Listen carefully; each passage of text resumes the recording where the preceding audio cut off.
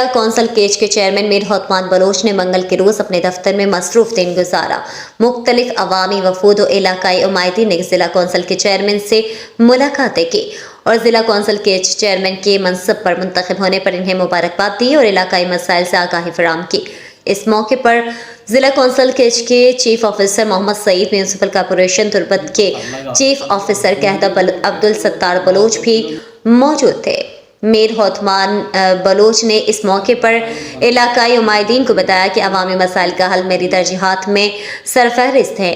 جو عوامی مسائل مجھ سے متعلق ہیں ان کو حل کرنے کی حتی الوسیع کوشش کروں گا۔ انہوں نے کہا کہ ضلع کونسل کی نشست پر آنے کا مقصد عوام کی خدمت کرنا ہے اور بحیثیت چیئرمین یہ میرے فرائض میں بھی شامل ہے کہ میں عوام کی مشکلات اور تکلیف کا احساس کرتے ہوئے ان کو حل کروں۔ میر عثمان بلوچ نے اس موقع پر چیف آفیسر میونسپل کارپوریشن تربت قحطہ عبدالستار بلوچ سے میونسپل کارپوریشن کے مسائل پر بھی بات چیت کی اور تعاون کی یقین دہانی کروائی۔